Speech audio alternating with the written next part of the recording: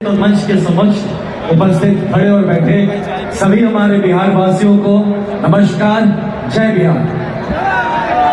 और इससे पहले कि हम कुछ बात करें, कुछ गंभीर बातों पे बात करेंगे। अब हम, आपको पता है, आईपीएस में थे, छोड़ के आए हैं तो अभी राजनीति सीखे नहीं है ठीक से, तो मुद्दों पे बात करेंगे, कुछ आपकी ही बात करेंगे, अपनी बात नहीं करेंगे, जनसुराज की बात भी नहीं करेंगे, बिहार की बात भी नहीं करेंगे, आपकी बात करेंगे।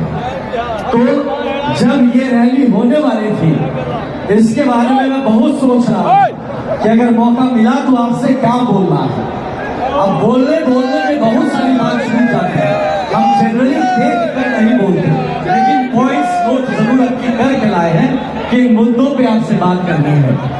इससे पहले कि वो मुद्दों की बात करें, आप सबसे आग्रह है, जो साइड हो गए हैं, ऐसे ही बिहार साइड पड़ गया है, तो थोड़ा सामने आया जाए, थोड़ा आगे आया जाए, ताकि आप भी मंच को देख सके, मंच भी आपको देख सके। और बिहार सीधा सीधा लड़ता है, सीधा सीधा सुनता है, सीधा सीधा बोलता है, तो थोड़ा तिरछा माया में दिक्कत होता है। तो बहुत लोग हैं जो साइड्स पे हैं। अब धूप कम हो गई है, आपसे आवेदन है कि आप आगे की तरफ आए, कुछ लोग पीछे की तरफ भी वहां से भरे, ताकि ये पूरा का पूरा जो बिहार का समागम है वो हमें नजर आए। मैं आपके समक्ष जिन बातों को लेकर आया हूं, और मैंने जैसे बताया कि मैंने उनको नोट कर लिया था, तो ये कुछ मेरे मुद्दे हैं। मैं चाहूंगा कि इन मुद्दों को गंभीरता से सुना जाए।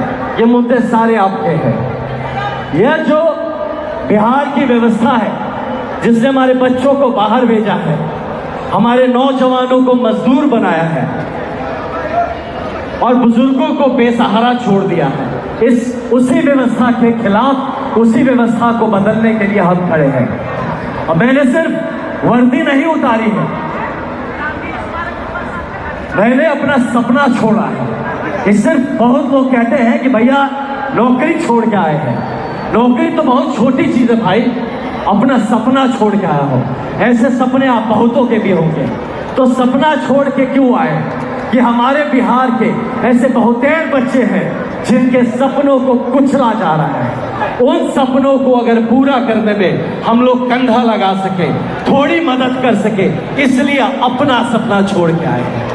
तो सपना छोड़ा, नौकरी छोड़ी, लेकिन सेवा का भाव नहीं छोड़ा। आपकी लड़ाई में आपके साथ खड़ा होने के लिए आया हूं, अपनी मातृभूमि के सेवा के लिए। मेरा सवाल आज आप सबसे ये रहेगा कि क्या आपके घर में कोई बच्चा है जो बाहर पढ़ाई कर रहा है? आप सोचिए इन सवालों को। क्या आपके कोई भाई बेटे हैं जो रोजगार के लिए पलायन कर रहे हैं? क्या आपको किसी सरकारी दफ्तर में रिश्वत देनी पड़ी है, घूस दिए हैं कि नहीं कभी? क्या आपके भी अपने हैं जो छठ पूजा, दुर्गा पूजा में घर ही नहीं पहुंच पाते? क्या आपके राखी में आपके परिजनों की कलाई सुनी नहीं रह जाती?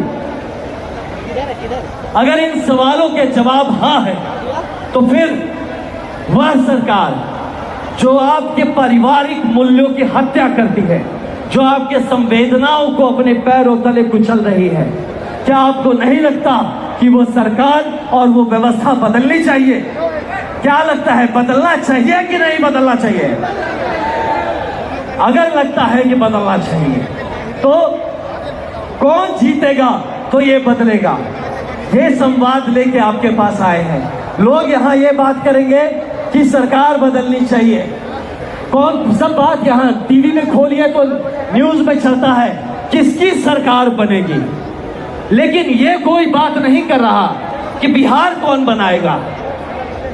तो इन मुद्दों को लेके कि जनसुराज का जो मुहिम निकल कर आया है, वही लेके आपके सामने आए हैं। और एक बिहार जिसे करीब 52% लोग आज भी यहाँ पे अगर 52% करीब लोग गरीबी रेखा के नीचे जी रहे हैं। हर 2 में से 1 आदमी कागज पे भी गरीब है, और जितना कागज पे गरीब नहीं, उससे ज्यादा जमीन पर गरीब है। एक ऐसा यहाँ पे हाल हो रखा है जहाँ को आप सुधारने की हर चेष्टा कोशिश करते हैं, हो नहीं पाता। तो इसीलिए हम आए हैं इसका एक समाधान जो जन स्वराज अपने 5 बातों से करने का प्रयत्न कर रहा है, जिसको हमारे पहले भी हमारे वक्ताओं ने कहा और हमारे बाद भी कहेंगे। किस तरह से भ्रष्टाचार मुक्त हो सकता है, इसके बारे में आप लगातार बात सुन रहे हैं। लेकिन मैं आपके अभी इस मंच से अपने नौजवान साथियों के साथ बात करना चाहता हूं कि नौजवान साथियों, आज अगर सबसे बड़ा सपना टूटा है तो आपके भविष्य का सपना टूटा है। डिग्री लेकर भी नौकरी नहीं मिलती आपको, प्रतियोगिता की तैयारी कर रहे हैं और सरकार परीक्षा की तारीख तक तय नहीं कर पाती। परीक्षा से पहले आपके पेपर व्हाट्सएप पर बन जाता है, परिणाम से पहले नौकरी बेच दी जाती है। आपको आपके गुण स्किल सिखाने की व्यवस्था नहीं। रोजगार की दुनिया में AI चल रहा है, रोबोटिक्स चल रहा है, अंतरिक्ष की बातें होती है और यहाँ पर आप अपने सड़क पर अपने अधिकार के लिए संघर्ष कर रहे हैं, लाठी खा रहे हैं। क्या दोष है तुम्हारा भाई? क्या दोष है युवाओं का? दोष है तो उस राजनीति का जो नौजवानों को वोट बैंक समझती है, राष्ट्र की निर्माता नहीं समझती। मैं आज आपसे अपील करता हूं कि जन स्वराज पार्टी एक पार्टी नहीं है, यह एक आपके सपनों का प्लेटफॉर्म है। यह बताना चाहता हूं कि जो युवा राजनीति में आगे आना चाहता है उसके लिए जन स्वराज एक मंच है। जो नौकरी चाहता है उसके लिए रोजगार का हम रोड मैप लेकर आए हैं। जो स्वरोजगार चाहता है हम उसके लिए पूंजी, प्रशिक्षण और बाजार की सुविधा देने के लिए आए हैं। जो सीखना पढ़ना चाहता है, जो आगे बढ़ना चाहता है, उसके लिए व्यवस्था करने आए हैं। आप किस काबिल हैं, आप क्या डिजर्व करते हैं, हमने इसी बात को आपको बताने का प्रयास किया है। हमने अब मुझे ही देखिए तो सफलता का रास्ता देख कर आए हैं और जिस रास्ते को देख के आए हैं, जिस सफलता की मंजिल को छू के आए हैं, उसी सफलता के रास्ते और मंजिल पर आपको ले जाना चाहते हैं। बस एक बात याद रखिएगा कि संघर्षों की साए में असली आजादी पलती है। संघर्षों के साए में असली आजादी पलती है। इतिहास उधर मुड़ जाता है जिस ओर जवानी चलती है।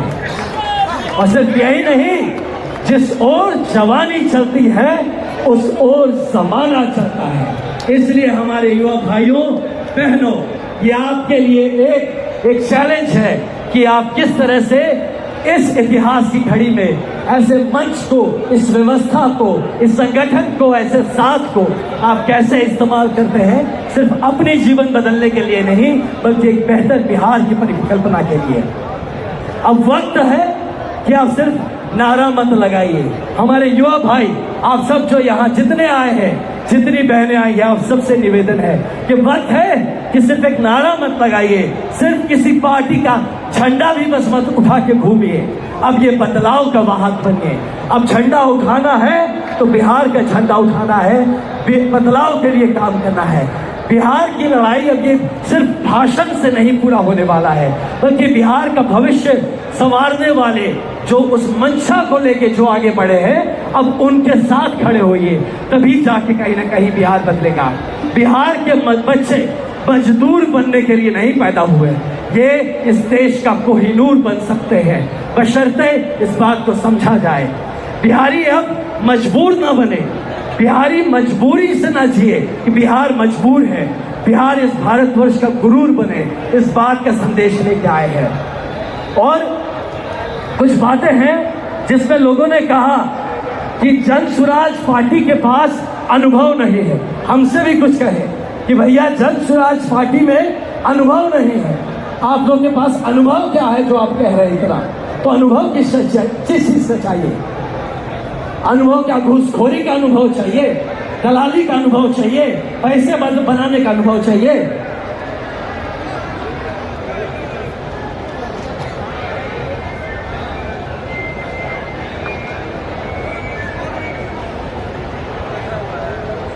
तो अगर अनुभव चाहिए, सफलता का अनुभव चाहिए, अगर आपको अनुभव चाहिए एक बेहतरीन प्रशासन का अनुभव चाहिए, तो ये सारे अनुभव हम लोग भर भर के लाए हैं। इस मंच पर बैठे सारे लोग अनुभवी हैं सकारात्मक राजनीति को लेके, अनुभवी हैं एक बेहतर बिहार प्रशस्त करने के लिए। अभी अभी भाई साहब ने खबर दी कि हजारों बसें हैं जो फंसी हुई हैं, जो कहीं ना कहीं आने के लिए प्रयत्नरत हैं। अभी भी आप सब यहाँ पहले आए, पहुँच पाए, और जो फंसे हैं तो प्रशांत किशोर जी अपनी जगह से निकल चुके हैं और वो उन फंसे हुए लोगों को एलसीटी घाट के वहाँ गए हैं, वहाँ से वो पैदल ही उन लोगों को साथ लेके यहाँ पे आ रहे हैं। तो इसलिए थोड़ा धीरज रखिएगा, यहाँ जल्दी पहुँचेंगे और आपको अपनी बात भी बताएंगे। लेकिन इस बात को पूरा करके जाना चाहेंगे कि आप सोच रहे हैं कि जन स्वराज आएगा तो भाई क्या बदलेगा, ऐसी क्या चीज होगी। तो जो लोग यहाँ प्रशासन समझते हैं, देखिए बिहार 1960 के दशक तक करीब करीब एक सबसे बेहतरीन प्रशासित राज्यों में हुआ करता था, और आज के दिन का प्रशासन देखिए तो सबसे पीछे की तरफ आने वाले प्रशासन में है। ऐसा हाल कि अगर लोग यहाँ आना चाहिए तो देखिए यहाँ जाम लग जाता है। मैं यहाँ जब बिहार घूम रहा था मोटरसाइकिल लेकर भी कुछ दिन पहले, तो एक चीज देखा कि पूरा बिहार जाम में फंसा हुआ है, पूरा का पूरा बिहार जाम में फंसा हुआ है। ये जाम सिर्फ रास्ते का नहीं, ये जाम दिमाग में भी लगा हुआ है। तो इसी जाम को छुड़ाने का प्रयास है जन स्वराज पार्टी। और आप सबसे निवेदन है कि अगर आपको सच में ये लगता है